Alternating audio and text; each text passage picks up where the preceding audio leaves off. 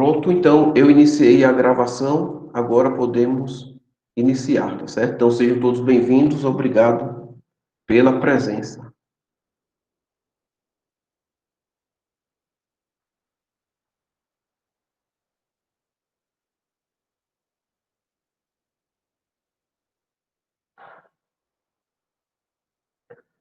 Pronto, pessoal, então no nosso segundo encontro síncrono, nós vamos começar falando sobre as vidrarias de precisão, ok? Então, no laboratório, seja no laboratório de química, ou seja no laboratório de solos, de vegetais, certo? Qualquer laboratório a gente utiliza algumas vidrarias, certo? A quantidade de material que se utiliza no laboratório é muito vasta, vai depender do que você for trabalhar. Sendo que tem alguns materiais que a gente chama de vidraria de precisão, que a gente usa eles para medir volumes de líquidos, em sua maioria, tá certo? Então, tem alguns aqui que eu gostaria de destacar para vocês. A gente tem a proveta, certo? Que é esse primeiro aqui, esse tubo comprido, graduado, né? Então ele tem várias graduações, cada graduação dessa é referente a um volume que você consegue medir, né? Semelhante a uma régua que mede comprimento, aqui eu estou medindo o meu volume. A seringa, para algumas das nossas situações, a gente utiliza também como uma vidraria para fazer algumas medidas. Em alguns casos, ela vai ser mais comum o seu uso do que outros, né? Comumente, para as práticas de analítica, a gente não utiliza muito a seringa, a não ser como um dosador. Mas para outros equipamentos, como eu mostrei na última aula, que eu disponibilizei para vocês, nos cromatógrafos, né, para os processos de separação, geralmente se utilizam as seringas para injetar as amostras que eu quero analisar dentro dos meus equipamentos. Essas seringas que se utilizam para injetar as amostras, elas são de bastante precisão. A bureta, a gente vai falar mais sobre isso daqui, na aula. A bureta, ela parece uma proveta, sendo que mais estreita, e ela possui uma torneira. Essa torneira, a gente utiliza ela para regular o fluxo do líquido que a gente está adicionando em outro recipiente, né? Geralmente, um Erlenmeyer, que a gente utiliza para realizar titulações. Muito do que a gente faz de análise no laboratório, as análises mais convencionais, é feito utilizando uma bureta. Existem centenas de métodos analíticos que são feitos utilizando a bureta, que a gente chama de método titulométricos. Existe mais de uma pipeta, eu vou mostrar no outro slide, né? Essa aqui é uma pipeta volumétrica.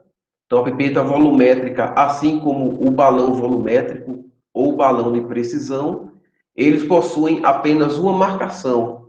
Deixa eu colocar aqui, deixa eu ver se consigo desenhar. Pronto, a minha pipeta volumétrica, que é essa daqui, e o meu balão volumétrico, eles são calibrados, aferidos para um único volume.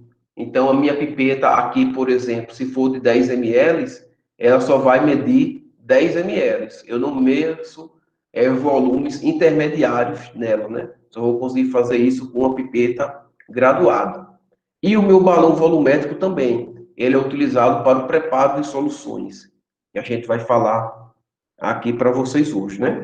Eu coloquei a balança analítica aqui do lado para lembrar que essas vidrarias, elas são calibradas, ou seja, os seus volumes eles são conferidos, certo? A partir da massa de um volume que corresponde àquele volume pretendido, tá certo? Então, eu calibro a minha proveta, por exemplo, a minha seringa, a minha bureta, a minha pipeta, o meu balão volumétrico, mediante pesagem, né? Mediante medidas de massa dos líquidos no seu interior. Então, esse processo a gente chama de calibração. Então, tudo que a gente usa no laboratório de volume, que ele possui um volume específico. Esse volume ele foi medido através da massa do líquido, né? Como eu falei para vocês nas últimas aulas gravadas, a balança analítica é, de uma maneira geral, nos laboratórios, ele é o equipamento de maior precisão, porque ele trabalha com 4 casas decimais, tá certo? Então, a minha balança analítica, eu tenho 1, 2, 3, 4 casas decimais, contra uma bureta e um balão volumétrico, que são equipamentos, vidrarias de maior precisão no laboratório para líquidos, e ele só tem 2 casas decimais. Então, por exemplo, uma bureta de 25 ml. Então, ela tem essa precisão aqui. Um balão de 100 ml, ele tem essa precisão aqui, com 2 decimais.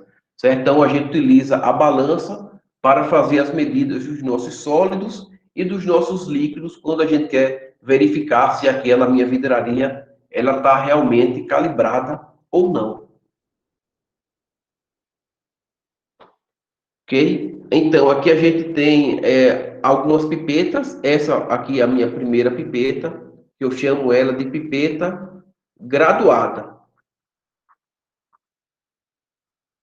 A minha pipeta graduada, como o nome diz, ela tem várias graduações, certo? Então, eu consigo medir volumes diferentes. Então, por exemplo, se essa pipeta graduada aqui, ela tem um volume de 10 ml, certo? Eu consigo medir volumes intermediários de 1 até 10 ml com ela, certo? De acordo com o volume que a minha pipeta ela consegue pegar. Então, essa pipeta aqui eu consigo medir esses volumes intermediários. Já a minha pipeta volumétrica, eu só meço um único volume. Então, vamos supor que isso daqui seja uma pipeta de 10 ml, certo? Então, a minha pipeta de 10 ml, eu não consigo medir volumes intermediários nela, como eu consigo com a pipeta graduada, tá certo? Então, a minha pipeta volumétrica, eu meço volumes fixos nela, ok? A gente vai ver quais as implicações disso daqui a pouquinho, né? No nosso laboratório de pesquisa, geralmente a gente utiliza esse tipo de pipeta aqui, que a gente chama de pipeta automática ou micropipeta, certo? Micropipeta porque a pipeta, na verdade, é o que a gente chama de ponteira aqui, que fica na base da minha pipeta, né? No meu pipeta do automático, que a gente chama ele como um todo de micropipeta. Então, quando a gente trabalha na pesquisa, né, vocês vão trabalhar, a gente utiliza mais esse material aqui, esse equipamento, para medir volumes mais precisos, tá certo? E a maioria das vezes volumes menores, que uma pipeta volumétrica ou uma pipeta graduada, ela não consegue medir. Então, aqui, como eu falei no primeiro slide, ó, a gente tem uma bureta, não é?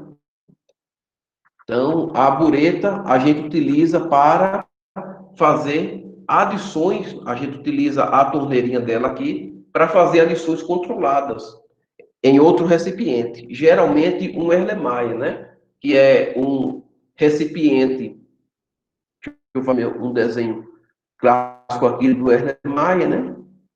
Então, o Erlenmeyer é um recipiente que ele tem esse pescoço aqui alongado, que ele vai permitir que eu faça movimentos circulares, ou seja, que eu consiga agitar.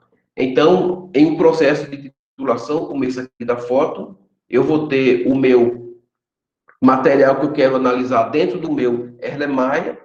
Deixa eu colocar o nome dele aqui.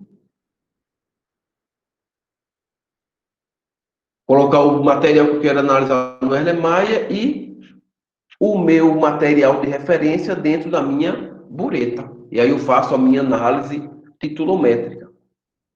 Certo? Então a gente sempre utiliza as duas mãos para fazer a análise, né? Vocês vão ter oportunidade de fazer análise ao longo do curso de vocês. Com a mão direita, nós seguramos o nosso recipiente, o Erlenmeyer, e com a mão esquerda, a gente segura a bureta, né, para ter controle sobre a torneirinha aqui, para que eu consiga regular o meu líquido, né, que eu estou adicionando no meu Erlenmeyer. Os meus balões volumétricos, assim como qualquer outra vidraria, né, balão volumétrico ou balão de precisão, balão volumétrico ou de precisão, eles são balões que a gente utiliza para preparar soluções, que a gente vai falar sobre isso. Nenhuma dessas vidrarias que eu mostrei aqui para vocês, a gente pode aquecê-las, tá certo? Por quê? Porque elas são calibradas para que a marcação dela tenha aquele determinado volume. Então, se eu pego um balãozinho volumétrico desse e aqueço, então o meu vidro ele vai dilatar. Então, significa que esse meu volume aqui não vai ser mais o volume correto. Então, a depender do que eu for analisar, se eu precisar de uma precisão, né, de uma reprodutibilidade boa das medidas, eu não vou obter. Então, o meu processo de análise, ele já começa errado desde das primeiras etapas, desde o preparo da minha solução, tá certo? Então, nem balão volumétrico, nem bureta, nem proveta, nem as pipetas, a gente aquece, porque senão a gente vai danificar a calibração daquele material. Então, a gente vai precisar recalibrar e ver como ficou, né? Se ficou, se foi muito prejudicado aquelas marcações ou não. Voltando aqui, a pipeta graduada, eu consigo medir vários volumes nela, tá certo? Sendo que a minha pipeta graduada, ela vai sofrer, de certa forma, com essa flexibilização. Por quê? Porque como ela é um tubo de vidro que foi calibrado para vários volumes, ela vai ter uma precisão menor do que a precisão de uma pipeta volumétrica, tá certo? Então, embora eu consiga medir vários volumes, esses volumes eu tenho uma precisão menor. Então, eu vou mostrar aqui para vocês, certo? A variação da precisão de algumas dessas vidrarias que a gente falou. Da proveta, da pipeta graduada e da pipeta volumétrica, no primeiro momento, certo? Nas aulas anteriores, eu falei para vocês, né, que a gente consegue apresentar os nossos valores, por exemplo, lá da minha balança analítica, que tem 4 casas decimais, não é isso? Eu consigo apresentar os meus valores da forma da média, mais ou menos o desvio padrão, certo? Então, vamos supor que eu queira calibrar a minha balança analítica, antes da gente falar aqui das pipetas e da proveta. Então, vamos supor que eu quero calibrar a minha balança. A minha balança analítica, ela vai ter uma variação de massa nessa minha última casa decimal, né, que eu chamo de incerteza. É o meu último valor significativo, né, meu último número significativo, meu último algarismo significativo, e nele existe uma incerteza. Então, essa incerteza significa o quê? Na prática, fisicamente falando, que está flutuando o meu valor. Então, por exemplo, é comum que uma balança analítica ela tenha uma variação, certo? De até 0,005 gramas, certo? Na massa que ela pode medir. Então, por exemplo, se eu vou medir um padrão, uma massa de 1 grama na minha balança analítica, aquela massa ela vai poder flutuar de 1,0005 gramas até 0,999 5 gramas. E valores intermediários ao longo disso, tá certo? Então, o que isso significa? Significa que, desde lá da minha balança analítica, os valores que eu estou medindo são valores médios. Então, quando a gente está trabalhando na balança analítica, se a gente observar as características dela, ela vai ter lá a seguinte informação: vai ter 1,00 gramas, mais ou menos 0,005 gramas. Então, isso daqui é a massa média que eu consigo medir, tá certo? Então, o que é a massa média? Se eu for fazer a pesagem desse 1 grama aqui 5 vezes, eu faço a medida aqui 5 vezes. Nessas 5 vezes, esse meu valor ele pode flutuar. Vai flutuar dos valores um pouco maiores até um pouco menores, dentro dessa faixa aqui, segundo a calibração do meu equipamento, tá certo? Então, você observa que na minha balança, a minha média vai ser de 1 grama e o meu desvio padrão vai ser de 0,005 gramas. Então, qual é a implicação disso? Quando a gente vai pesar lá as coisas no laboratório, né, os estudantes ficam todos bem animados, né, vocês ficam bem animados quando conseguem fechar a massa nisso daqui. Então, eu consegui pesar 1 grama com 4 casas decimais, não é isso? Certo? Mas esse valor aqui que você pesa, ele também é um valor aproximado, certo? Porque o meu próprio equipamento, ele apresenta uma flutuação no seu valor. Então, se eu pesei 1 grama com 4 decimais, né? Esse número bem bonito aqui na minha balança analítica, pode ser que esse valor, ele não seja, de fato, 1,00 gramas. Se a balança ela tiver bem calibrada, ou seja, tiver obedecendo aqui essa flutuação de valor, esse 1 grama pode ser qualquer valor entre 1,0005 gramas e 0,9995 gramas, tá certo? Então, toda medida instrumental que a gente faz tem esse desvio padrão, tem essa flutuação, porque é própria do equipamento, né? Como eu mostrei para vocês na última aula, a régua tem o seu desvio padrão, certo? Se eu quero medir uma folha, por exemplo, o comprimento, o diâmetro de uma folha, eu preciso de um valor que seja mais preciso, então eu não vou usar uma régua, eu vou utilizar um paquímetro, tá certo?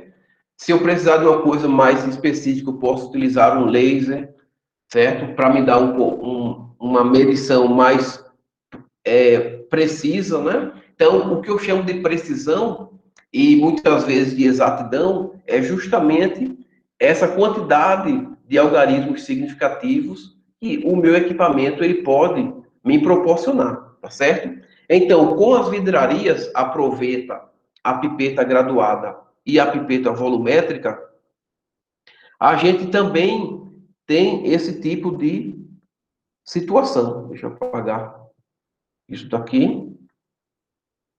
Ok? Então, o que eu quero que vocês tirem dessa informação que eu dei aqui para vocês é que todas as medidas que a gente faz, instrumentais, elas têm um valor aproximado, certo? Então, não, o valor real, ele é algo que a gente persegue, mas de fato ele não existe, não é? Um valor real, ele vai ser um valor mais exato do que o outro, ok? Então, só para finalizar aqui, colocar aqui embaixo. Um valor de 1 grama, ele é diferente de um valor de 1,00 gramas, que é diferente de um valor de 1,000 gramas. Ok? Então, se eu quero ver a exatidão daquele meu valor, eu vou sempre utilizar um equipamento que tenha uma precisão maior, que me dê um número maior de algarismos significativos. Tá certo? Então, tenha em mente isso. Então, vamos dizer que eu tenho uma proveta com um volume de 1000 ml, certo? Provetas, elas geralmente são utilizadas para medir volumes maiores do que as pipetas. motivo pelo qual ela não tem uma precisão tão boa. Quanto maior o volume que eu quero, então a minha precisão ela vai diminuir. Então, numericamente, a gente pode escrever assim, ó, que a minha proveta de 1.000 ml, ou seja, isso daqui é o valor médio, vai estar mais ou menos 5 ml, ok? Isso significa o quê? Isso daqui significa a média, e isso daqui é a minha flutuação, o meu desvio padrão, certo? Então, 1.000 ml mais ou menos 5 ml, a média mais desvio padrão. Vou dar aqui a cor de novo. Isso significa o quê? Que esse meu valor da minha proveta, se eu estiver utilizando ela, eu vou estar medindo algo entre 995 ml até 1.005 ml, se essa minha proveta ela estiver bem calibrada, tá certo? Então, para as medidas de uma proveta, eu posso ter uma imprecisão maior, porque eu estou trabalhando com volumes maiores.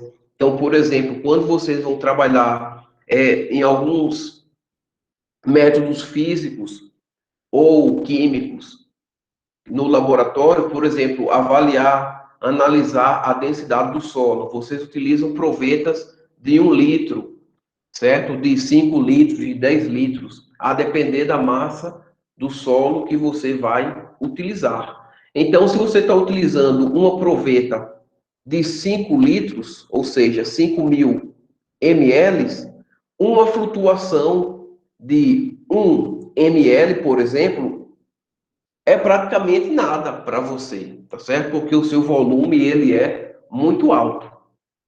Mas quando os volumes que eu estou trabalhando eles são pequenos, então essa minha precisão do meu equipamento, ele começa a fazer diferença, certo?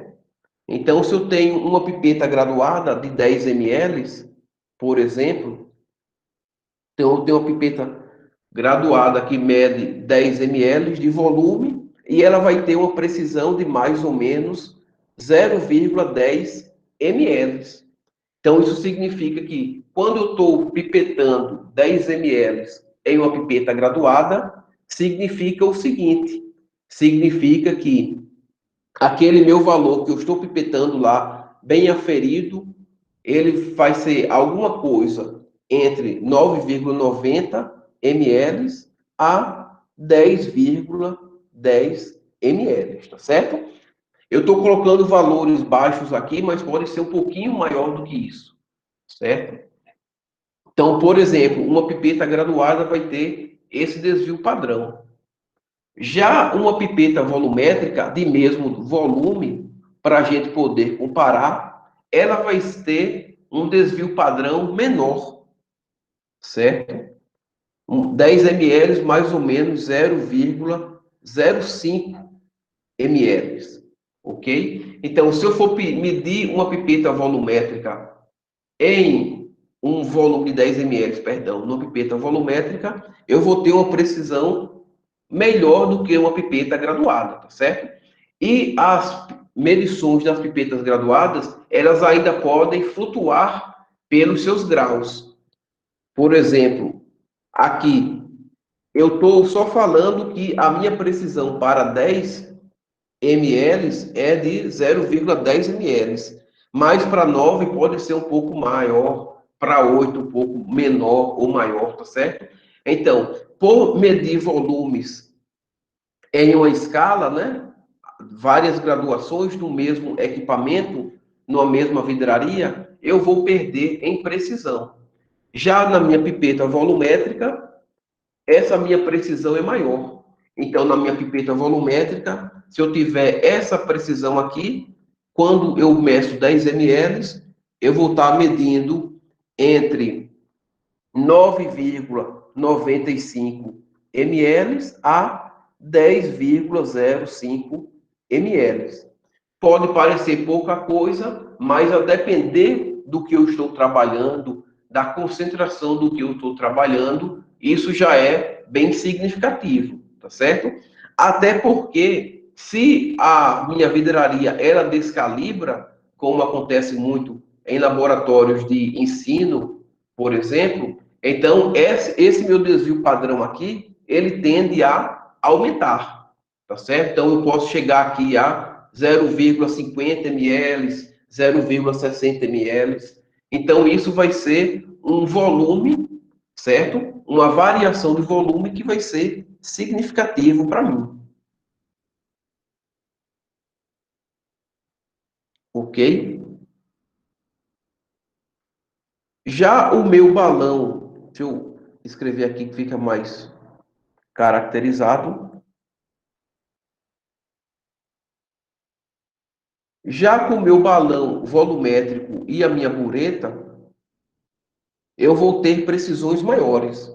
A bureta e o balão volumétrico são as vidrarias de maior precisão no meu laboratório, certo? Então, por exemplo, se eu tenho uma bureta de 25 ml, que é o nosso caso que nós utilizamos no laboratório, eu vou ter uma flutuação de 0,05 ml ou menos do que isso, né? Geralmente são 0,05 ml. Então, isso significa que para cada volumezinho desse aqui que eu estou vendo, eu vou ter uma flutuação de 0,05. Então, se eu tenho uma pipeta cheia com 25 ml, eu vou ter um volume que pode variar entre 24,95 ml a 25,05 ml, ok? E a minha bureta, ela é mais bem calibrada, é uma vidraria mais bem produzida do que uma pipeta. Ou seja, significa que os volumes de cada marcação desse daqui, eles possuem um desvio padrão fixo, diferente da minha pipeta graduada, que essa flutuação aqui, ela pode ser diferente entre um grau e outro, tá certo? Porque o processo de fabricação dela já requer uma precisão menor, ok? Mas a bureta não. Então, como ela é um equipamento que é muito utilizado, então ela precisa de uma precisão mais melhor, não é? Para que nós consigamos fazer medidas e tirar conclusões daquelas análises que nós estamos fazendo. Da mesma forma, o balão volumétrico ou de precisão, ele é utilizado para preparo de soluções. Então, por exemplo, um balão volumétrico de 100 ml, ele vai ter uma flutuação de mais ou menos 0,10 ml, por exemplo, não é? Que parece ser maior do que o da bureta, nesse nosso exemplo aqui, mas observe que eu estou no volume maior, tá certo? Então é aquilo que eu estou dizendo para vocês.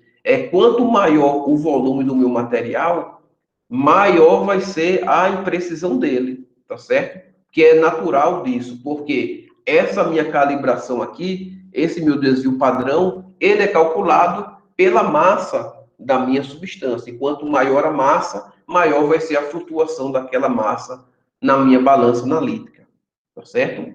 Então, no meu balão volumérico, que a gente utiliza para preparar as soluções, eu vou ter uma flutuação de 99,90 ml a 100,10 ml, correto? Então, se eu, por exemplo, aqueço um balão desse, seco numa estufa, então esse meu desvio padrão aqui, ele vai aumentar.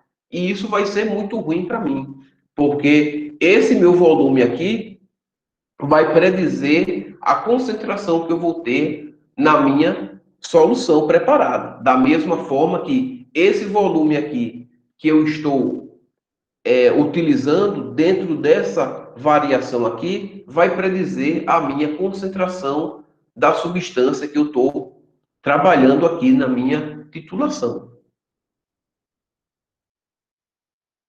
Ok, pessoal? Alguma pergunta quanto a isso? Podem falar, não se acanhem não.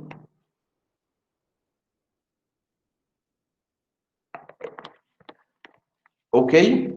Então, nós vamos falar sobre o preparo de soluções aquosas. É, eu indiquei aqui aquosas porque soluções, como vocês já sabem lá, desde a quinta série, né, com a tia de vocês, soluções são misturas homogêneas. Então, por definição, ela vai depender do que seja, se for um sólido, se for um gás, se for um líquido. Sendo que no laboratório, para análise de substâncias, a gente utiliza, na grande maioria das vezes, as soluções aquosas. E o que é uma solução aquosa? É uma solução onde o meu solvente é a água, tá certo? E isso é muito bom, porque a água é o que a gente chama de solvente universal. Significa que eu consigo dissolver muita coisa na água, não é? Na verdade, a água pura, como a gente escreve nas equações químicas, não é? A água líquida, H2O líquido, ela praticamente não existe, certo? Então, a minha água, ela dissolve muita coisa, desde os gases, o oxigênio, monóxido de carbono, dióxido de carbono, a sais em pouquíssima concentração. No laboratório, a gente utiliza a água como solvente de duas naturezas. A água que a gente chama água destilada, certo? Que lá no laboratório de química a gente utiliza, e água que a gente chama de água deionizada, que lá no laboratório de produção vegetal da pós-graduação que nós temos lá na instituição se utilizam, certo? Por quê? Essa diferença. Porque a água no processo de destilação, ou seja, ela vai evaporar e vai ser coletado aquela água que foi vaporizada, ela vai conter ainda muitos sais dissolvidos, certo? E como é que eu sei que ela tem muitos sais dissolvidos? Na última aula, para vocês que assistiram, a gente falou sobre alguns métodos de análise química, não foi isso? E entre eles tem a condutimetria, lá nos métodos eletroanalíticos. Tem até a fotinho do condutivímetro lá. Então, o condutivímetro, ele mede a mobilidade dos íons, né? Então, os sais, quando eles estão dissolvidos, por exemplo, o sal cloreto de sódio, que é o sal mais comum que a gente conhece, quando ele está dissolvido no solvente água, ele vai se dissociar, formando os íons Na mais aquoso mais Cl menos aquoso, ok? Então, prestem sempre atenção nas cargas, porque mesmo a gente utilizando sempre os mesmos exemplos, é bom vocês entenderem a origem dessas cargas, ok? Então, cloreto de sódio, NaCl. Então, isso daqui, ele está dissolvido, está solvatado dentro da água. A gente vai falar mais sobre isso no nosso curso.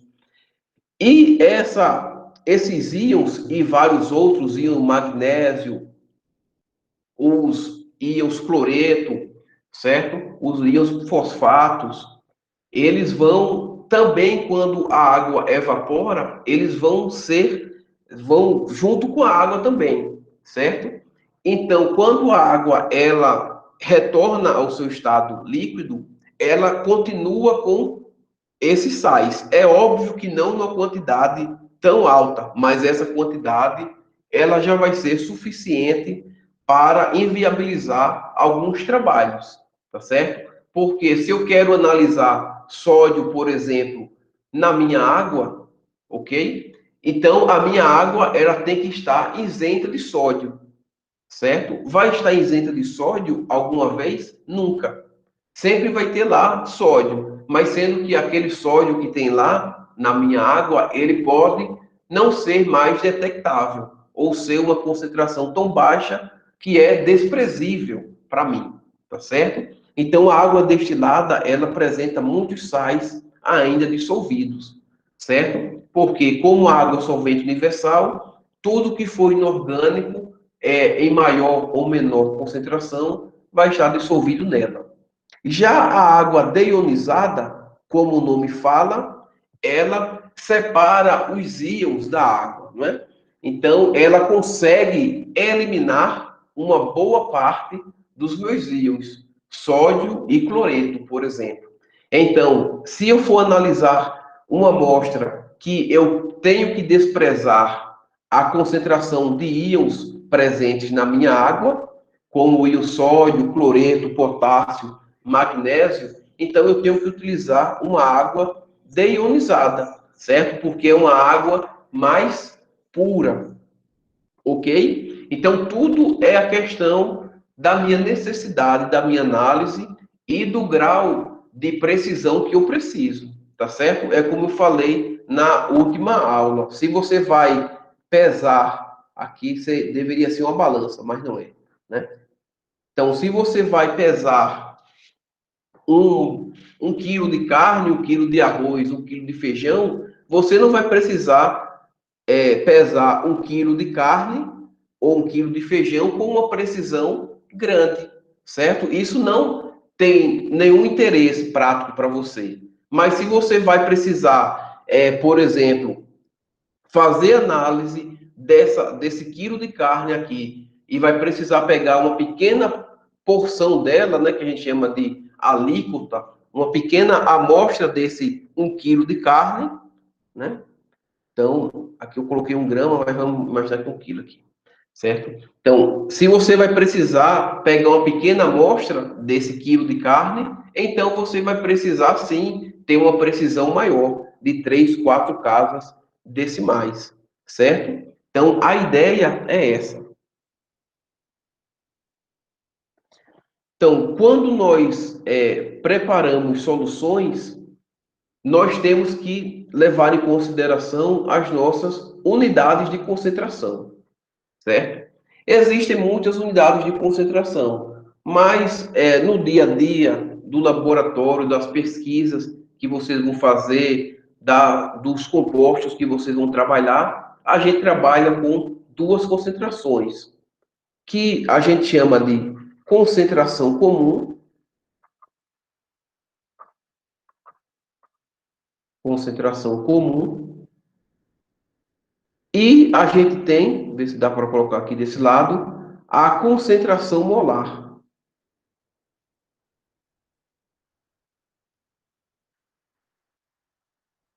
Então, primeiro a gente precisa saber o que é uma concentração, né? Uma concentração nada mais é do que uma massa ocupando um dado volume, tá certo? Então, por exemplo, a gente pode dizer que a concentração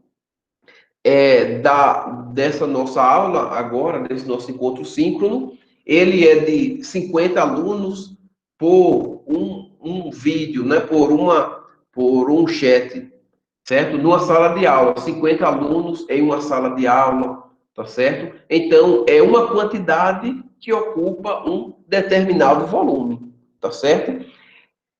Isso, para as soluções, é imprescindível, porque se eu estou preparando uma solução, ou seja, uma mistura homogênea, ou seja, que nessa mistura eu tenho uma dada quantidade de substâncias totalmente, é,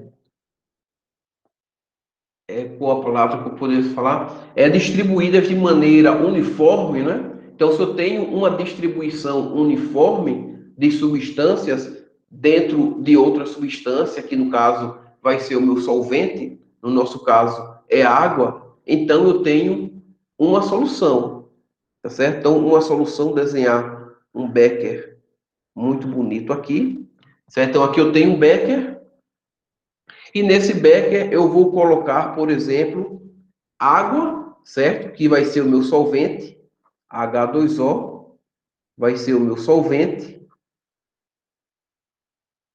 E dentro dessa água aqui eu vou colocar o meu bem conhecido cloreto de sódio, sólido, que ele, dentro da água, esse cloreto de sódio, a gente já mostrou no slide anterior, dentro da água, ele vai liberar os íons Na+, e os íons Cl-, tá certo? Então, esse meu cloreto de sódio, ele vai estar aqui, solvatado, a gente vai falar mais sobre isso. Ele vai estar separadinho aqui, os íons, e esses íons, eles vão estar ocupando todo esse volume de água. Então, por que isso é interessante para mim? Porque qualquer alíquota, qualquer quantidade dessa que eu tirar, por exemplo, 10 ml dessa água, eu vou ter proporcionalmente a mesma concentração de 1000 ml dessa minha solução, a mesma concentração de 1 microlitro dessa solução, tá certo? Então, isso que é importante para mim. Eu ter o controle dos íons, das substâncias que estão contidas na minha solução. Isso é o que é importante. Então, a concentração comum, ela vai ser dada pelo seguinte: ela vai ser dada pela razão, ou seja, a divisão entre a massa da minha substância pelo volume que ela ocupa. Então, isso é a minha definição de concentração comum, que eu vou chamar de C maiúsculo. Então, C maiúsculo é igual a M sobre V, certo? Observar as unidades dessas minhas variáveis aqui. A minha massa, que é esse M minúsculo aqui, a unidade dela vai ser gramas, tá certo? Então, a minha unidade de massas vai ser gramas e a minha unidade de volume vai ser o litro. Se a minha unidade de massa é em gramas e a minha unidade de volume é em litros, logicamente, a unidade da minha concentração vai ser grama por litro. Ou, para ficar mais elegante, não é? Grama litro a menos 1, que significa a mesma coisa. Certo? Então, grama litro a menos 1 é a unidade de concentração comum. Então, o que é a concentração? Por essa expressão matemática. Ela vai ser a razão da massa ocupando o volume. Então, é o quanto aquela massa ocupa em um dado volume, que é a minha concentração. Tá certo? Então, estão essas duas variáveis aqui. Se eu aumento a minha massa, eu modifico a minha concentração. Se eu aumento o meu volume, eu também modifico a minha concentração. E observe que o volume, ele está aqui embaixo, ele é inversamente proporcional à concentração, né? A concentração ela vai ser inversamente proporcional ao volume, como a gente chama. Então, significa que se o meu volume ele aumenta, a minha concentração ela vai diminuir, tá certo? Então, se eu aumento o volume, a minha concentração diminui. É óbvio, não é? Se eu faço, por exemplo, um suco ou um café, então aquele meu café ele está muito forte, ou aquele meu suco ele ficou doce demais. Então, o que eu faço? Eu aumento o volume de água no meu café ou no meu suco para que a minha concentração diminua. No caso, a minha concentração de café diminua, no caso do café, e a minha concentração de açúcar diminua, no caso do suco. Tá certo? Então, eu posso fazer isso. Né? Se eu quiser, agora, se meu café ele estivesse em açúcar, né, ou meu suco estivesse em açúcar, eu vou adicionar massa de açúcar. Então, se eu adiciono a massa de açúcar, que é diretamente proporcional à concentração, tá certo? Então, se eu aumento a massa do meu açúcar para o mesmo volume, né? O volume tem que ficar fixo, logicamente, a minha concentração ela vai aumentar também, tá certo? Então, essas interações aqui é bom que vocês tenham consciência delas. Então, minha concentração comum é massa sobre volume. Nós vamos trabalhar com ela daqui a pouco. E a concentração molar? A concentração molar, ela vai levar em consideração a massa molar da minha substância. A gente já falou de massa molar aqui, né? Então, a massa molar MM, certo? Então, a massa molar, ela vai ser levada em consideração. E, a depender do que eu esteja fazendo, é muito importante para mim saber a minha concentração molar, tá certo? Porque ela vai me dar a ideia da constituição real daquela minha substância. Então, a concentração molar, que a gente vai utilizar bastante ela não é representada por C, tá certo? Ela é representada por um M maiúsculo, e esse M maiúsculo, ela vai ser dado pela razão do número de mols, o N minúsculo, que a gente já conhece, sobre o volume, tá certo? Então, a concentração molar é o número de mols sobre o volume. É praticamente a mesma coisa da concentração molar, da concentração comum. Mas aqui eu tenho a massa da minha substância. Aqui eu tenho o número de mols da minha substância, tá certo? Sendo que essa razão de número de mols por volume, na prática, ela não vai ser muito útil, né? Porque o que eu, na prática, preciso para preparar a minha solução é saber a minha massa, tá certo? Então, sempre que eu for preparar uma solução, a gente vai ver nos exemplos aqui, eu preciso ter o conhecimento da massa da minha substância que eu vou estar lá adicionando. Então, eu preciso saber quanto de massa eu tenho, tá certo? Então, a gente pega essa expressão matemática aqui, essa razão que compreende a concentração molar e transforma ela. Eu sei que o número de mols, por sua vez, ele é igual a massa em gramas sobre a massa molar, tá certo? Então, o número de mols de uma substância nada mais é do que a massa daquela substância pela massa molecular dela, tá certo? É praticamente como se fosse uma concentração. Ó. A massa que aquela substância tem na massa molecular que ela ocupa, né? Que define aquela substância. Aqui, no caso, é a massa que a substância tem no volume que ela ocupa, certo? Aqui a massa que a minha substância tem na massa molecular, na massa molar que a define como substância.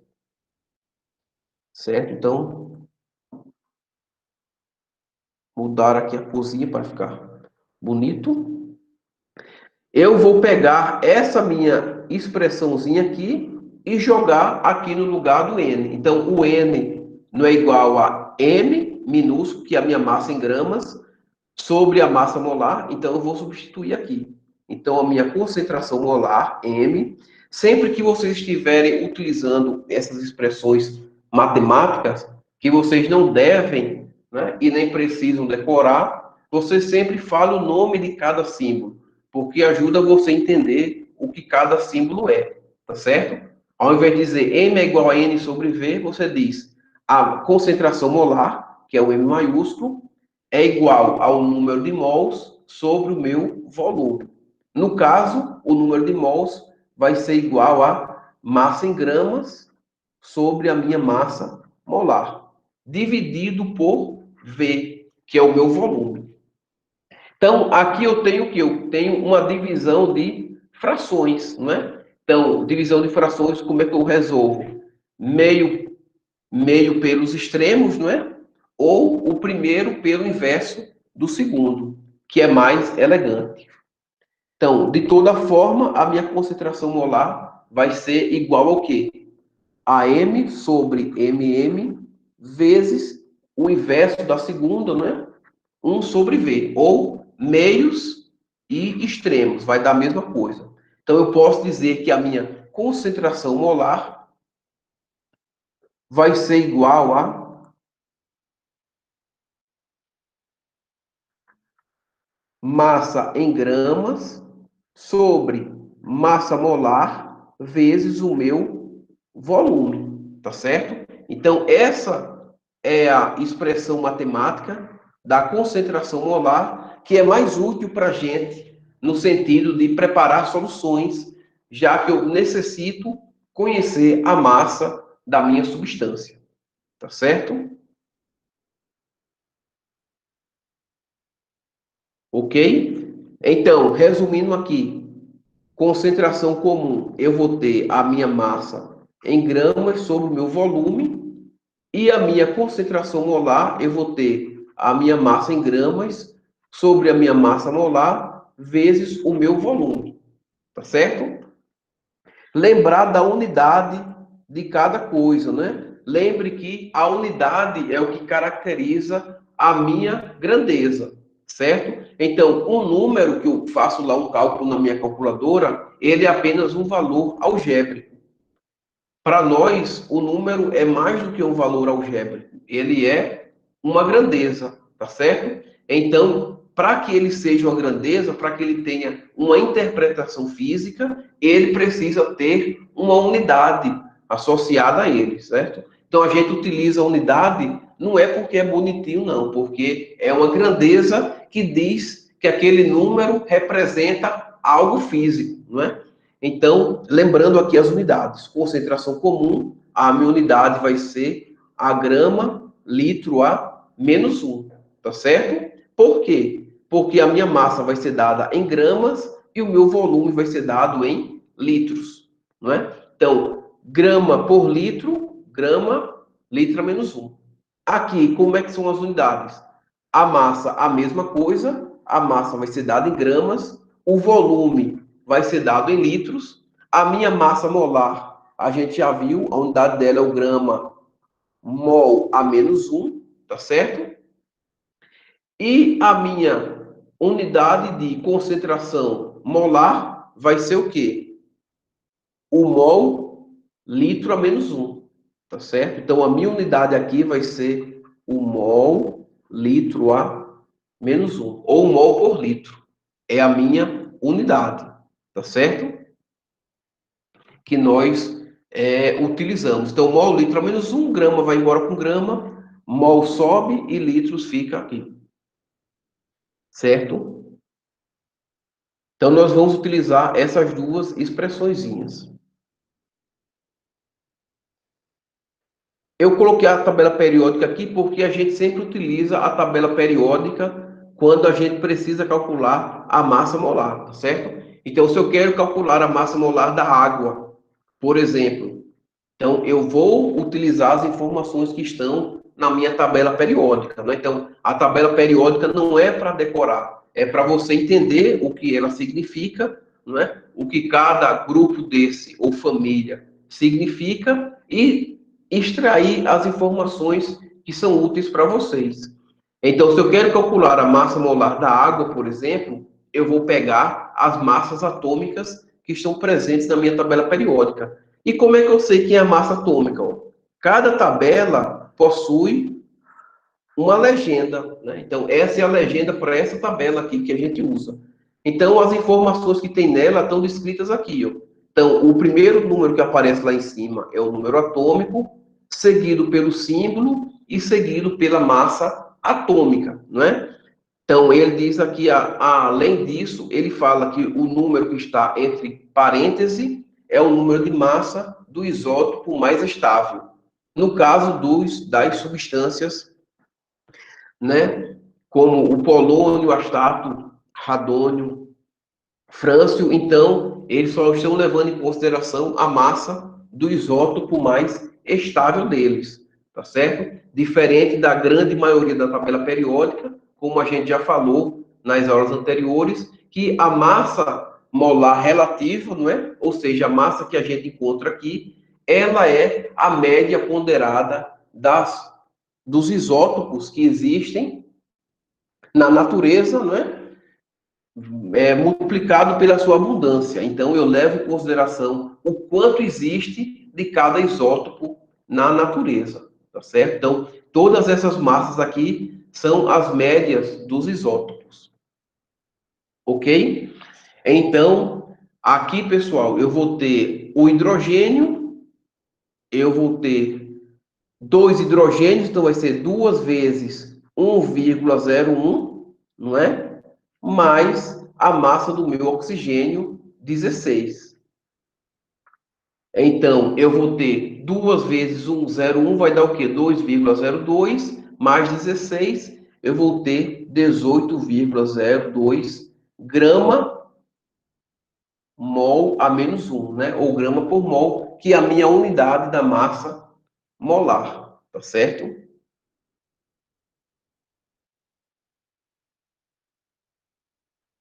Então, vamos fazer alguns exercícios aqui, para a gente aplicar a nossa ideia, né? Primeiro, das unidades de concentração. Então, ele pede aqui, ó, calcule a massa em gramas necessária para preparar as seguintes soluções. Então, solução é algo bem prático. Você vai preparar ela no seu laboratório. Então, se o meu reagente ele é um sólido,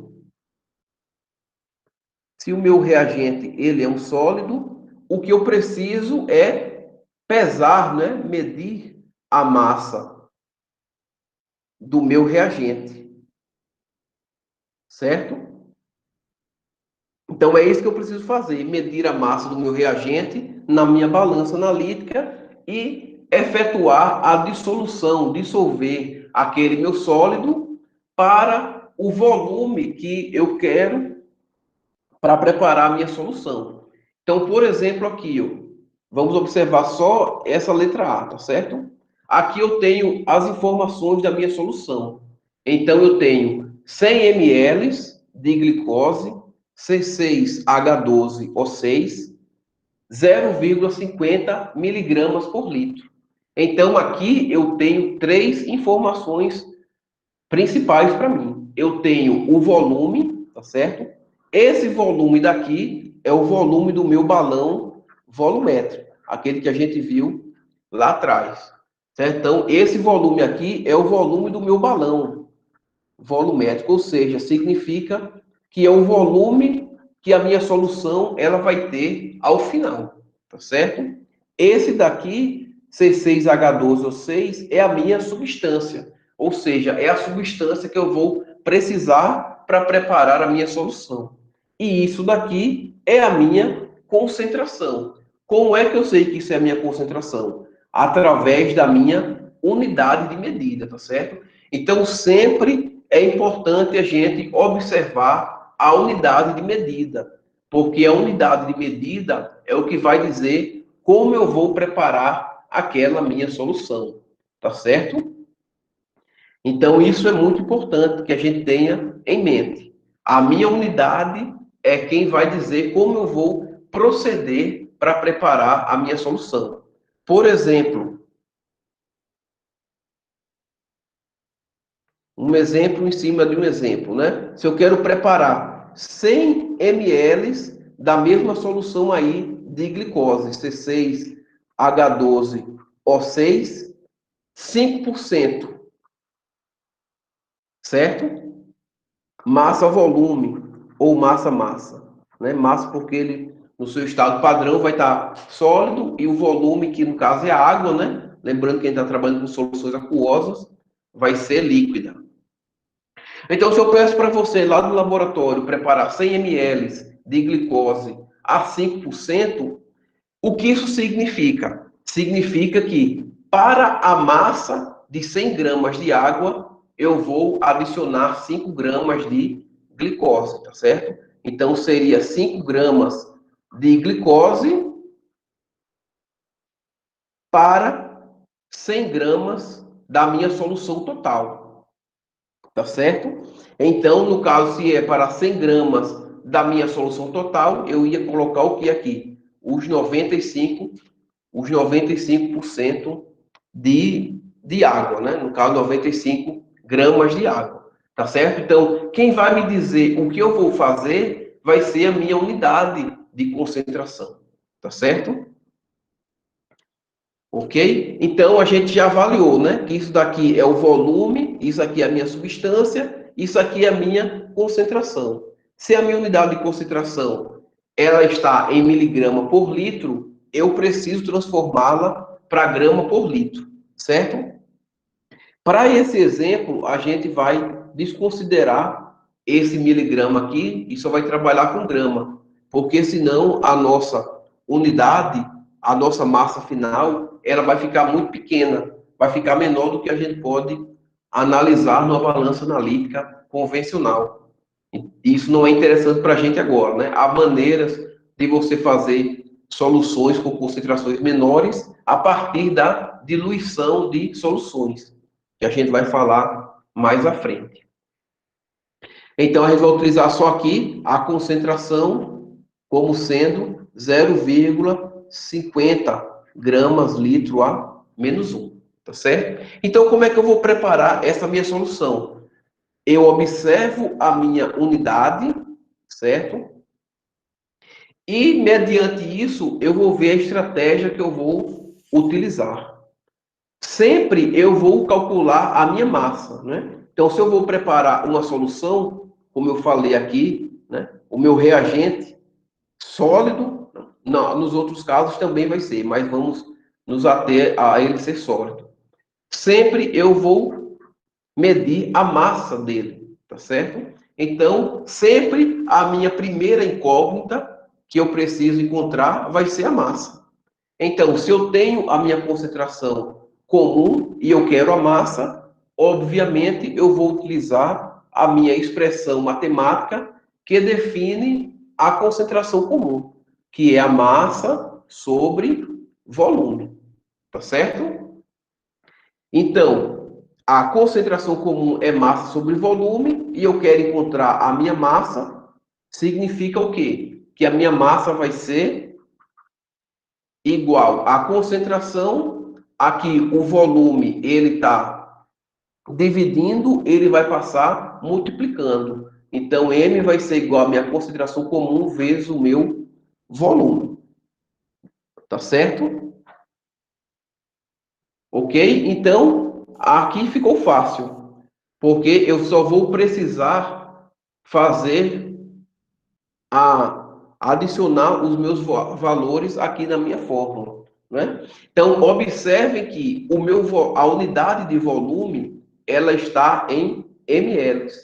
E a gente já acabou de ver que a minha unidade aqui de volume vai ser o litro. Então, eu preciso transformar de 100 ml para litros. Como 100 ml é a milésima parte do litro, né? ml é a milésima parte do litro, basta dividir 100 por 1000. E eu vou ter o meu volume em litros, ou seja, 0,1 litro. Tá certo? Então, 0,1 litro vai ser o meu volume que eu vou adicionar na minha fórmula. Então, a minha concentração, 0,50 gramas litro a menos 1, vezes o meu volume em litros, 0,1 litro. Então, a unidade de litro a menos 1 vai embora com litro, então eu vou ter que a minha concentração vai ser igual a 0,50 vezes 0,1, que vai me dar uma massa igual a 0,05 gramas. Como eu vou pesar essa massa na minha balança analítica? Eu posso utilizar esses dois zeros aqui, que seriam da precisão da minha balança, tá certo? Mas se eu vou pesar isso em uma balança normal de precisão, que como tem em supermercados, que só são 2 decimais, eu ignoro esses zeros aqui. Mas no meu laboratório, eu posso utilizar o máximo de precisão que eu tenho, que no caso da minha balança analítica, são 4 decimais, tá certo? Então isso é interessante, porque você está fazendo um cálculo para utilizar na prática. Então, você vai preparar a sua solução no laboratório, você vai querer prepará-la com a melhor precisão possível. Ok? Então, a massa para preparar minha solução é essa. Isso significa o quê? Que eu vou pegar essa minha glicose, no caso, vou para a minha balança analítica, vou pesar essa massa, vou dissolvê-la para o volume de 100 ml, certo? E vai estar preparado essa minha solução. Ok? A gente pode falar em outro momento do passo a passo do preparo da solução, para que não fique muito cumprido a nossa aula. Pronto. Então, aqui é um fato bem parecido com o anterior. A única coisa que muda daqui para a questão anterior é que eu não tenho mais a unidade de concentração comum, o grama por litro. Agora eu estou utilizando a unidade de mol litro a menos 1, certo? Então eu tenho que observar essa minha unidade aqui. Porque se a minha unidade está em mol litro a menos 1, significa que a minha concentração que eu vou trabalhar vai ser a concentração molar. Então, eu sei que a concentração molar ela é igual ao quê? A razão da massa em gramas sobre a massa molar vezes o meu volume, que vai estar em litros. Isso implica dizer que a minha massa vai ser igual a concentração molar, o M, vezes a massa molar, que está aqui embaixo, vezes o meu volume, em litros. Então, para calcular a minha massa, eu vou utilizar essa expressãozinha aqui, tá certo? Então, eu quero a minha massa, para calcular, preciso da minha concentração molar, e eu possuo ela, não é? É 0,50. Como é que eu sei que ela é a minha concentração molar? Pela minha unidade de medida. Então, a minha massa aqui vai ser igual a 0,50 vezes a massa molecular. Então, a massa molecular do meu C6H12O6, que a minha glicose, eu precisarei calculá-la, tá certo? Vezes o meu volume, que está em ml, eu tenho que passar para litros. Então, 100 ml, eu vou dividir por 1.000. 100 dividido por 1.000 vai me dar 0,1 litros. Ok? Então, eu preciso calcular a massa da minha glicose. Como eu faço isso? Através da minha tabela periódica. Então, sempre que eu precisar calcular uma massa molecular, eu vou utilizar a minha tabela periódica. Se eu estiver no laboratório preparando a minha solução, logicamente, no rótulo do meu reagente, eu vou ter disponível essa informação. Como a gente não está com acesso ao rótulo do nosso reagente, né? Então a gente calcula ele a partir da tabela periódica, tá certo? Então, aqui está dizendo o quê? Que eu tenho 6 átomos de carbono. Então, vai ser 6 vezes... Qual é a massa do carbono? 12, não é? 6 vezes 12, mais... Eu tenho 12 átomos de hidrogênio. Vai ser 12 vezes 1,01, que é a massa que eu tenho aqui na minha tabela periódica, tá certo? Mais a massa do oxigênio. São 6 átomos de oxigênio, então vai ser 6 vezes 16, certo? Então, resolvendo aqui, eu vou ter 6 vezes 12, 72, não é isso?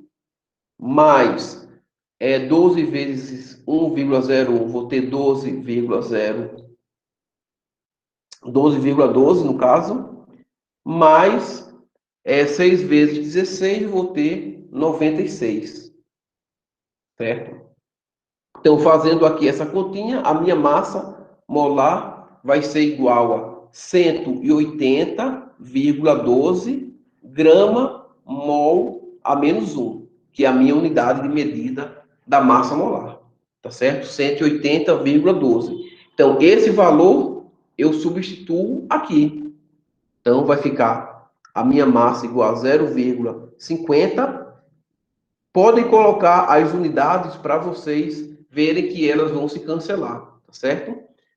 180,12 gramas mol a menos 1 vezes 0,1 litros, né? Que eram 100 ml, tenho que transformar para litros. Então, fazendo essa continha aqui, a gente observa que as unidades vão embora, litro com litro, mol com mol, a gente vai ter apenas a unidade de gramas. Então, 0,50 vezes 182,12 vezes 0,1, eu vou ter como massa 9,000 9,06 gramas, né? Então, se for na minha balança analítica, eu posso adicionar a precisão dela aqui. 9,0060 gramas. Então, significa o quê? Que para preparar essa solução aqui de glicose, nesta concentração, observem sempre a unidade da minha concentração, eu vou pesar 9,006 gramas, dissolver isso para um volume final de 100 ml. Esse volume corresponde ao quê? Ao volume do meu balão volumétrico. Certo? Então, nesse segundo exemplo aqui, é a mesma coisa. Eu tenho o meu sulfato de cobre, heptahidratado, e aqui a minha concentração comum, tá certo? Então, se é uma concentração comum, eu sei que eu vou calcular a massa a partir da minha fórmula da concentração comum, que é a massa sobre o meu volume. Então, a massa vai ser o quê? C vezes V. Qual é a minha concentração? Vai ser 0,10 gramas litro a menos 1, vezes o meu volume, que é 250, está em ml, ó. Vou dividir por 1.000. Então, 250 dividido por 1.000 vai me dar 0,250 litros. Então, a minha concentração do meu sulfato de cobre vai ser igual a 0,050 gramas, né? Certo? Então, eu vou pesar isso daqui para preparar a minha solução. Então, peguei outro valor que eu tinha aqui.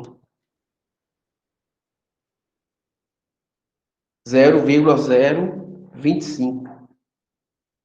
Isso. Então, o valor aqui é 0,025. Nada mais justo.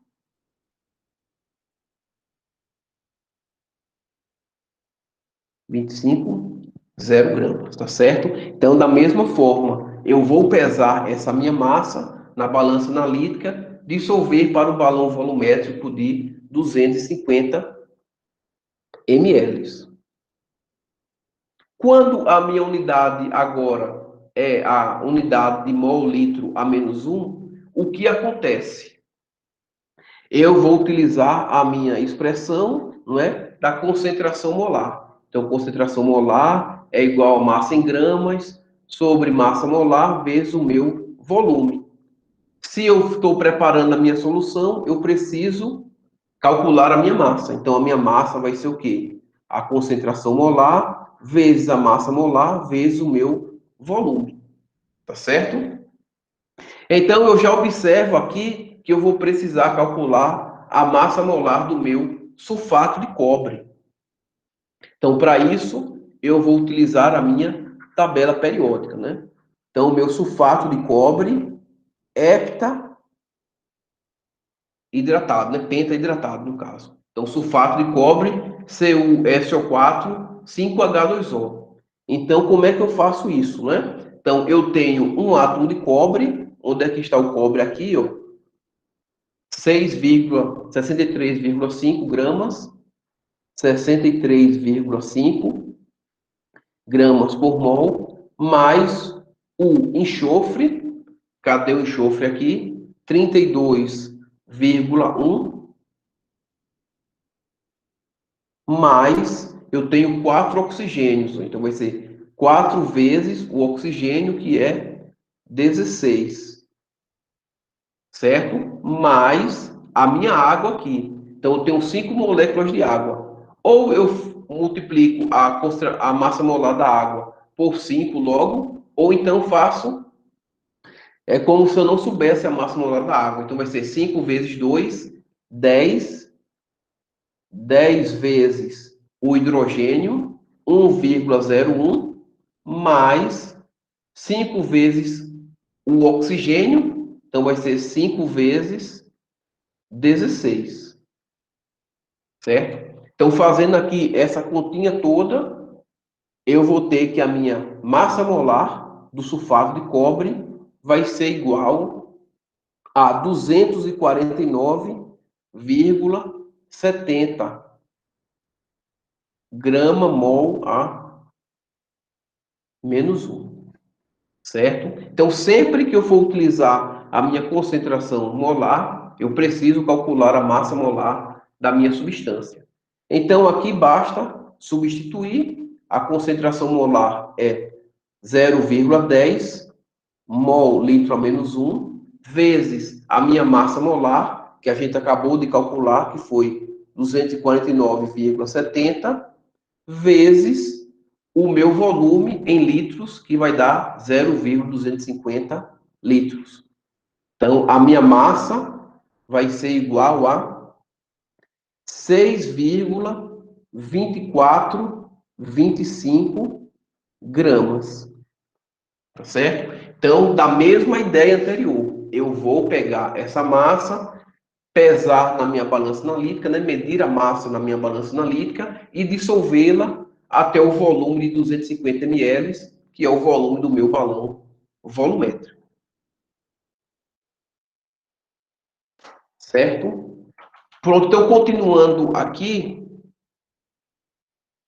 além do meu reagente sólido, o meu reagente, ele também pode ser líquido ou outra solução, tá certo? Então, em linhas gerais, o meu reagente, para preparar a minha solução, ele vai ser ou um sólido, ou um líquido, ou uma solução.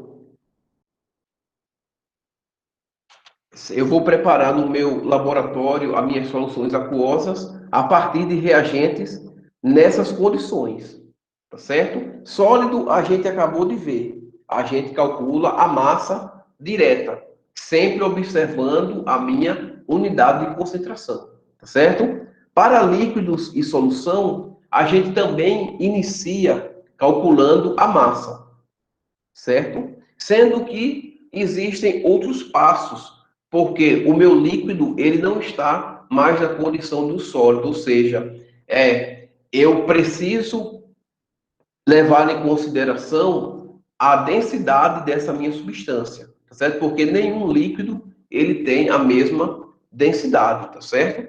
Então, se o meu reagente ele for líquido, eu vou precisar utilizar a densidade.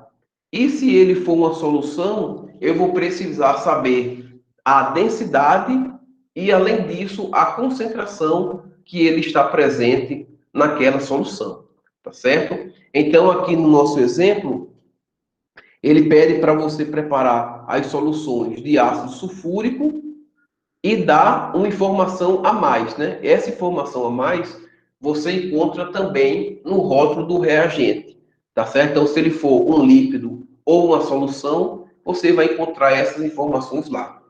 O nosso exemplo de um reagente líquido é o ácido sulfúrico, tá certo? Então, a gente considera que o ácido sulfúrico, ele é, de maneira concentrada, 100% só ácido sulfúrico. Então, é uma consideração que nós fazemos para esse caso, né? E o ácido nítrico, ele é uma solução. Então, como é que a gente sabe que ele é uma solução? Ele mostra aqui a minha concentração percentual do meu ácido. Então, 65% volume. Então, significa que na minha solução, em 100 ml, no caso do meu ácido nítrico concentrado, eu vou ter 35 ml de água, né?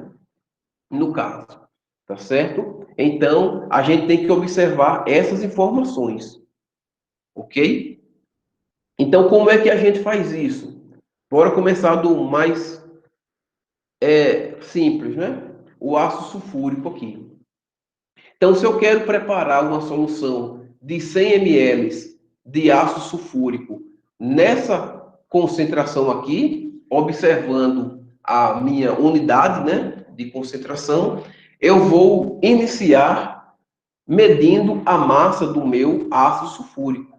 Então, vou colocar aqui a massa do meu ácido sulfúrico, ele vai ser igual ao quê? A concentração molar da minha solução de ácido sulfúrico vezes a massa molar do meu ácido sulfúrico vezes o volume em litros da minha solução de ácido sulfúrico, tá certo? Então, eu vou fazer essa conta da mesma maneira que a gente fez nos exemplos anteriores, tá certo? Então, não há nenhuma novidade quanto a isso.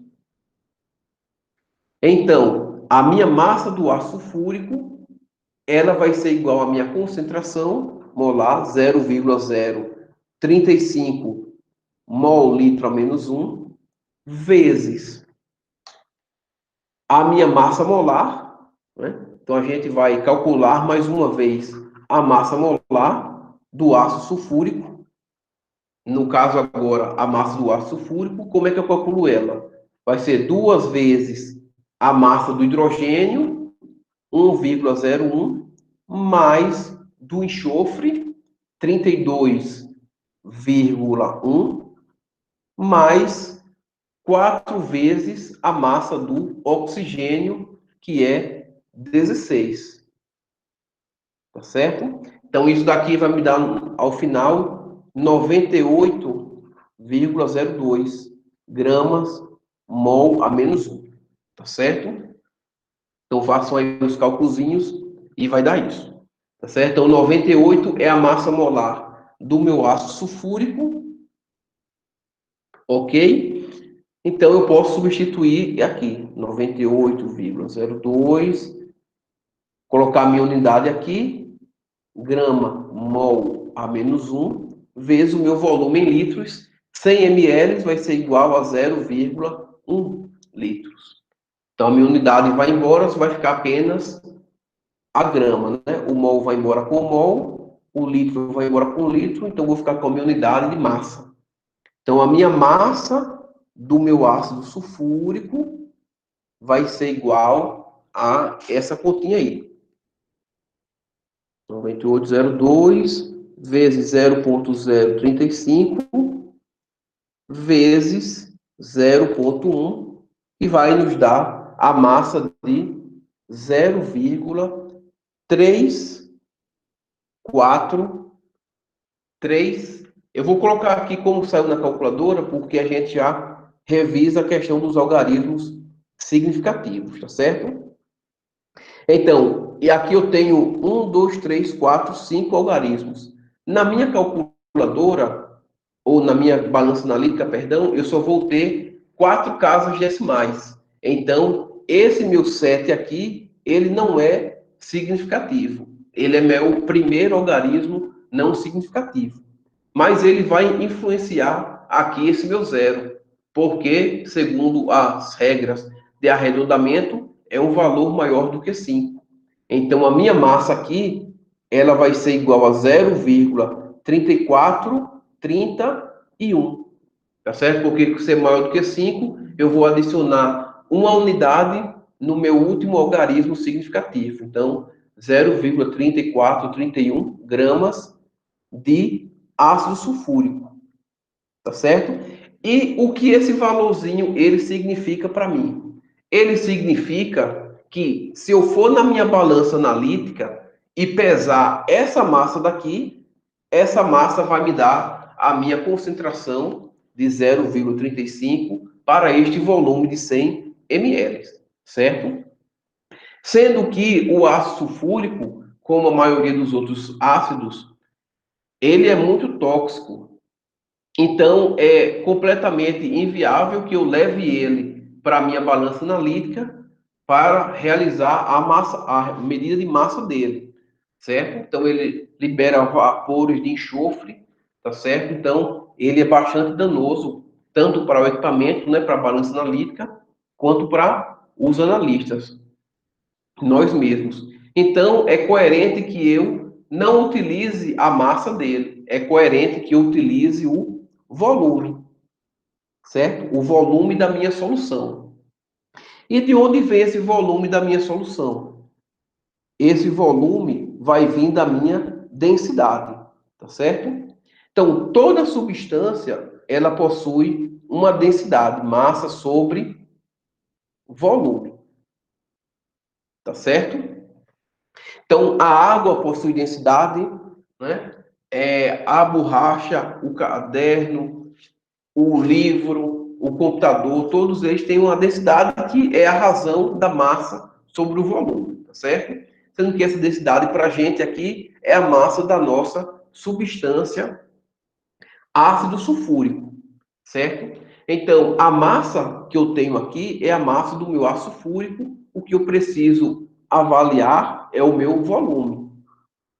Então, isso implica dizer o quê? Que o meu volume vai ser o quê? Meu volume está dividindo, vai passar multiplicando, e o D que está multiplicando esse dado vai passar dividindo. Então, o volume vai ser a massa do meu ácido sulfúrico, tá certo? Dividido pela minha densidade do ácido sulfúrico.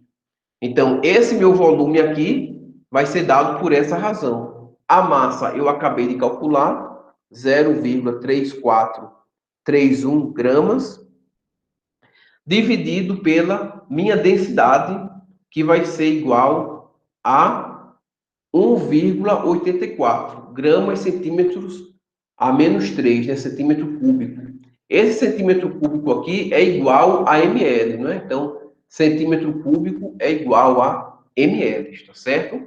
Então, a minha densidade vai ser 1,84 gramas por ml. Vou colocar assim para não confundir vocês. Pronto. Então, essa minha divisão aqui vai me dar o meu volume do meu ácido sulfúrico. Então, 0,3431 dividido por 1,84, que vai me dar o valor de 0,18. Eu vou colocar o valor aqui maior para a gente falar sobre ele, né? 18,645. Então, esse daqui é o valor que eu obtive ele algebricamente, ou seja, o cálculo que eu fiz na minha calculadora. Sendo que esse valor aqui, ele não tem significado físico, né? Quem dá o significado físico vai ser a minha unidade de medida. E para utilizar a minha unidade de medida aqui, eu preciso respeitar a quantidade de algarismos significativos. No nosso caso aqui, a quantidade de algarismos significativos vai ser de acordo com a minha pipeta.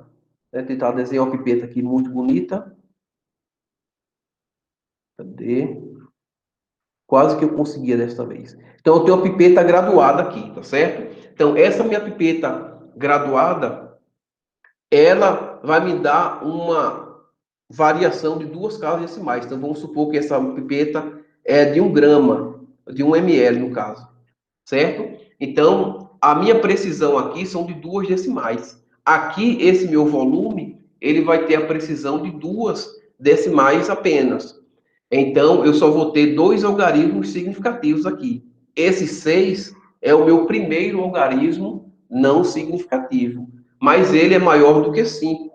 Então, segundo lá a nossa regrinha do arredondamento, se ele é maior do que 5, ele vai influenciar o meu último algarismo significativo, adicionando a ele mais uma unidade. Então, vou ter 0,19 ml.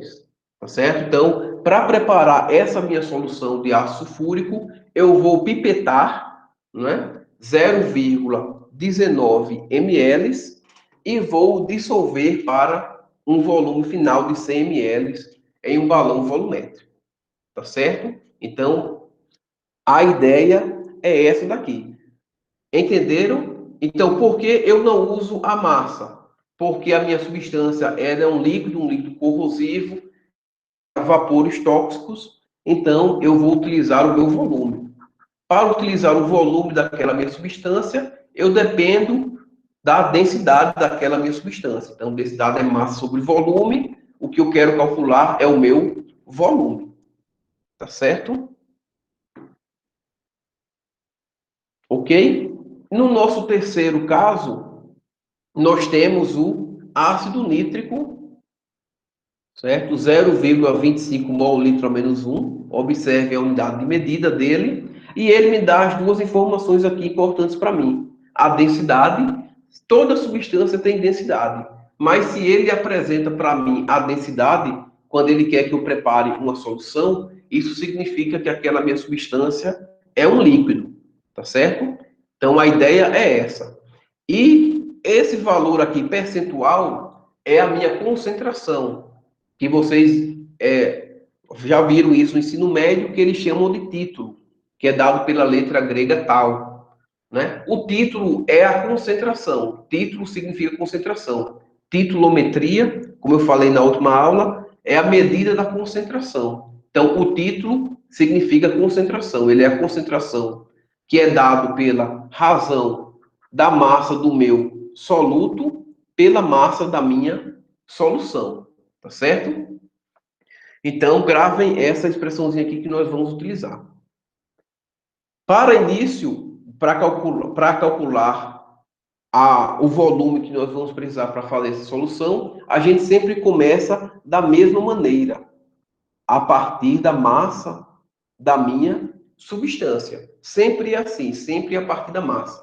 Então, a massa do meu ácido nítrico, ela vai ser dada o quê? Pela concentração molar, porque a minha unidade está em mol litro a menos 1, vezes a massa molar, vezes o meu volume em litros. Não é isso?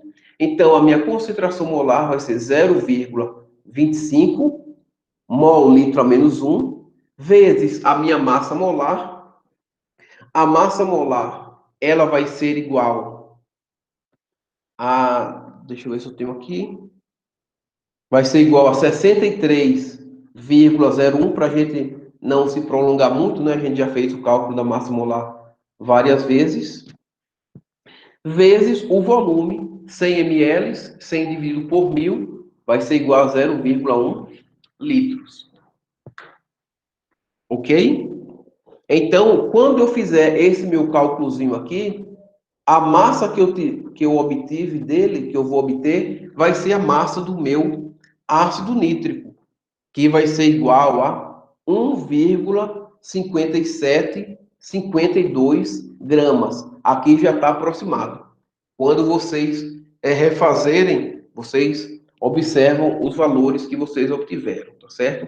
Então, 1,5752 gramas de ácido nítrico. Ok.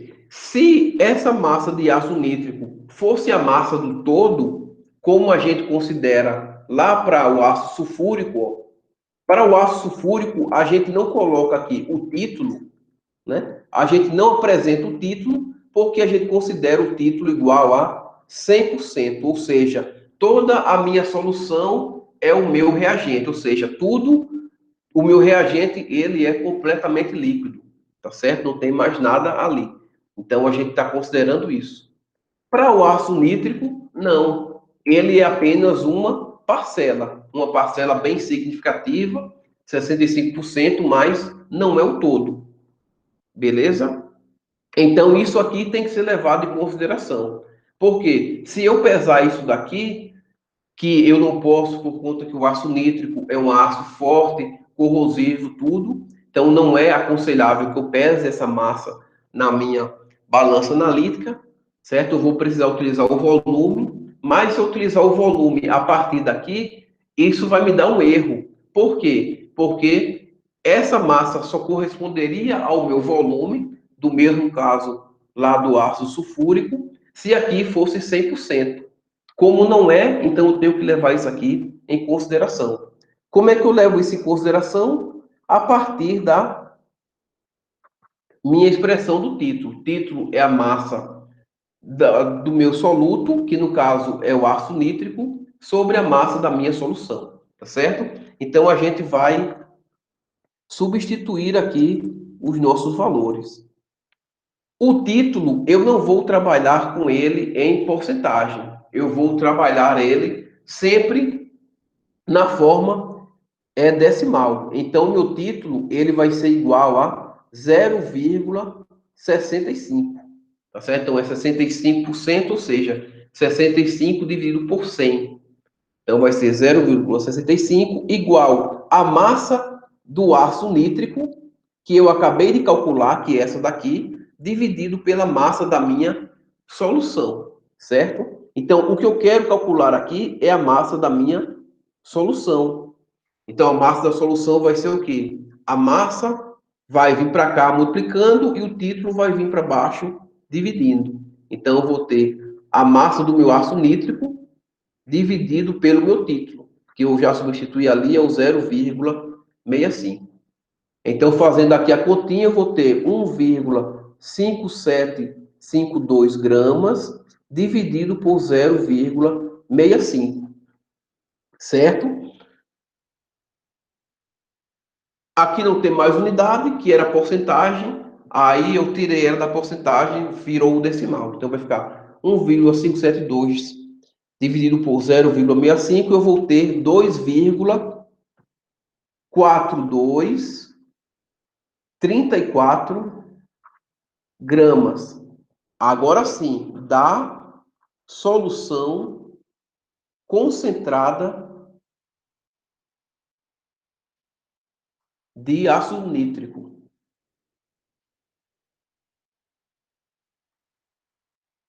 Certo? Então, 2,4234 gramas da solução concentrada de ácido nítrico. Então, para essa massa aqui, eu já levei em consideração essa porcentagem, tá certo? Então, significa o que isso? Fisicamente, que se eu pesar na minha balança analítica essa massa, então, para esse volume aqui, eu vou obter esta concentração e vai estar preparado a minha solução. Sendo que, como eu falei, o ácido nítrico, assim como o ácido sulfúrico, ele é um ácido, ele é bem mais volátil do que o ácido sulfúrico, mas ele libera gases tóxicos e não é viável que eu vá pesar isso daqui na minha balança analítica. Então, eu preciso, através da densidade, calcular o volume que eu vou utilizar. Então, meu volume vai ser igual ao quê? A massa da minha solução, que eu acabei de calcular aqui, tá certo? Dividido pela minha densidade, né? O volume veio multiplicar e a densidade veio dividindo aqui. Então, a massa é o que eu acabei de calcular, 2,4234 gramas, dividido pela minha densidade, que é 1,51 grama ml a menos 1, tá certo? Então, minha unidade de gramas aqui vai embora, eu vou ter só o meu ml, que vai ser igual a 1,60 ml. Então, isso significa o quê? Que para preparar esta minha solução, eu vou pipetar, tentar desenhar a pipeta aqui mais uma vez, mas dessa vez obtive êxito, né? Então, a minha pipeta de 160, minha pipeta, por exemplo, 2 ml, com ela eu vou pipetar 1,60 ml, tá certo? E da minha solução concentrada e preparar 100 ml do meu ácido nítrico. Então, isso daqui vai ser da maneira que eu vou preparar a minha solução. Tá certo? Então, observem bem, vejam, essa aula ela vai estar disponível lá na sala de aula do Google, né?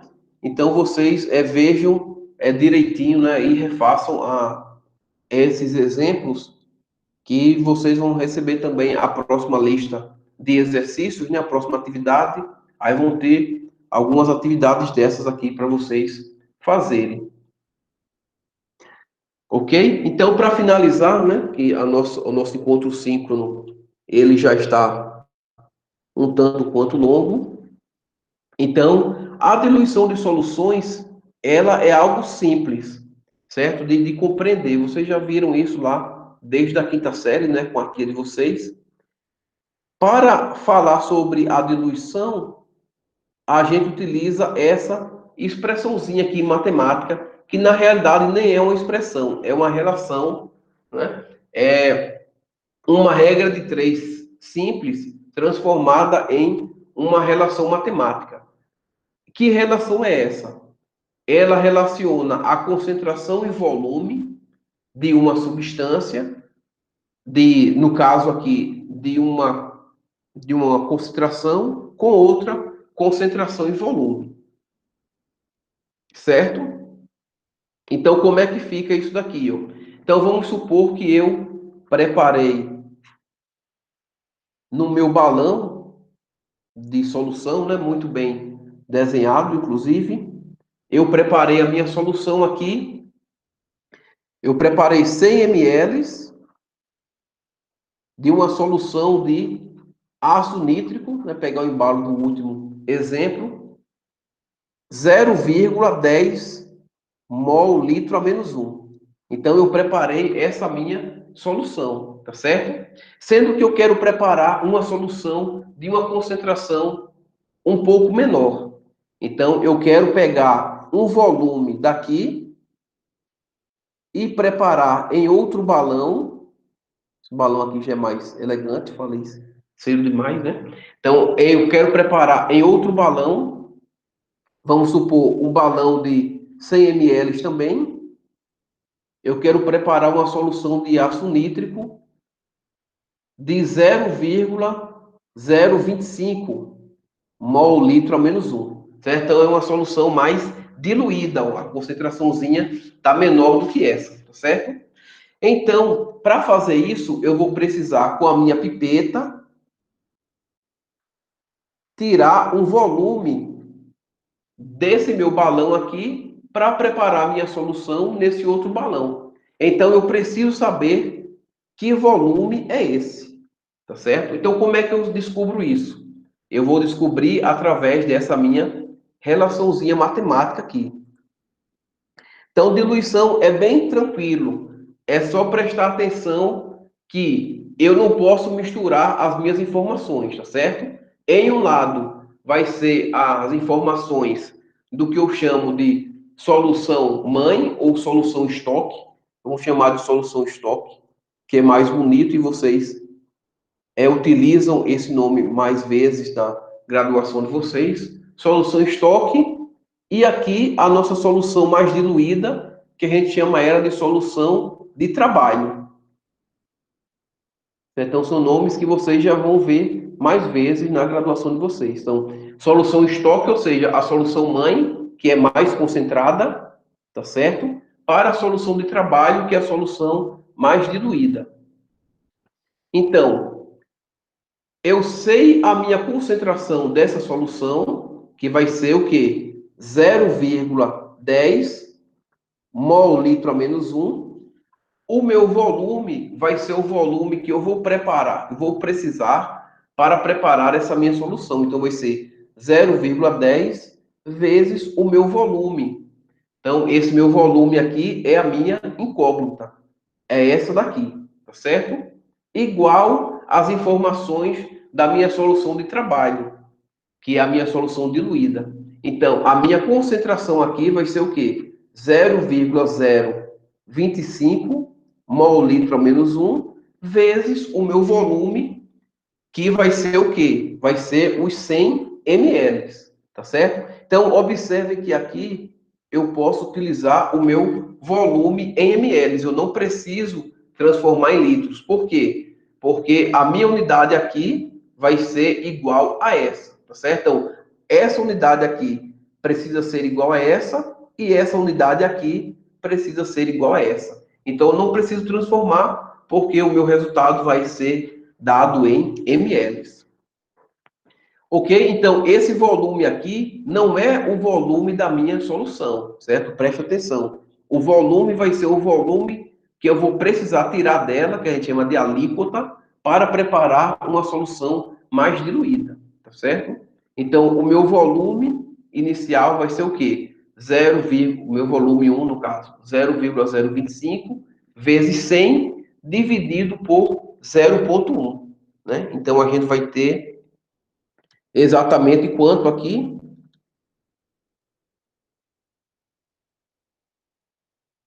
25 ml, não é isso?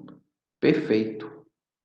Então, 25 ml, como a minha pipeta ela tem duas casas decimais, eu posso colocar esses dois logaritmos significativos aqui, certo? Então, 25 ml significa o quê? Que para preparar esta solução diluída, eu vou precisar pegar 25 ml da minha solução mais concentrada, que eu chamei de solução estoque.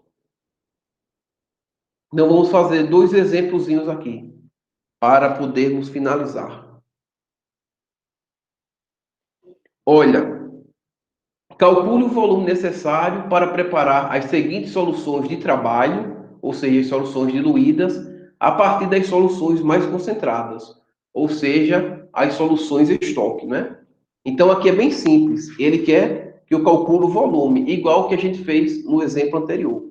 Então, ele me dá uma solução aqui, ó, 100 ml de ácido nítrico, 2,5 vezes 10 a menos 3, mol litro a menos 1, a partir de uma solução estoque de 0,10 mol litro a menos 1, tá certo? Então, eu não preciso saber o volume da minha solução estoque, que ela foi preparada, porque o meu volume da minha incógnita, né, o volume desconhecido, é justamente o volume da solução estoque que eu irei utilizar.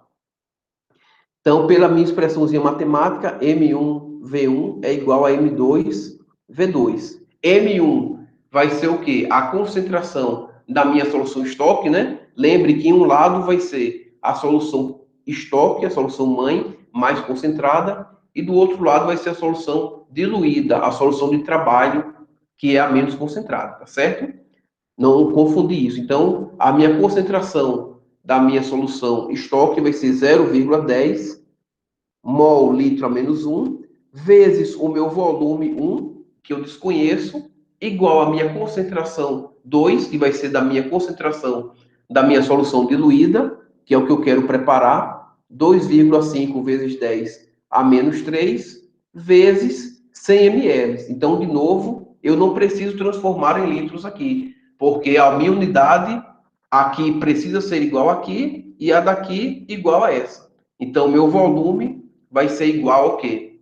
A 2,5 vezes 10, 2,5 vezes 10 a menos 3, vezes 100, vezes, dividido no caso, né? Por 0,1.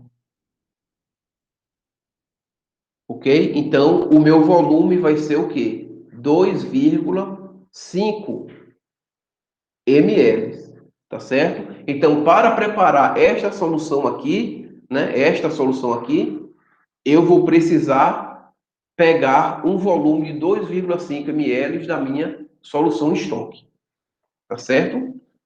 No segundo caso, vou deixar para vocês fazerem, para a gente não ficar muito com muito tempo, vocês fazem em casa, tá certo? Deixa eu interromper aqui. Eu vou voltar lá para. Ok, pessoal? Então, deixa eu ligar aqui a câmera. Certo? Então, alguma dúvida? Deu para entender direitinho alguma coisa? Podem falar. Agora vocês podem falar. Eu vou interromper a gravação agora.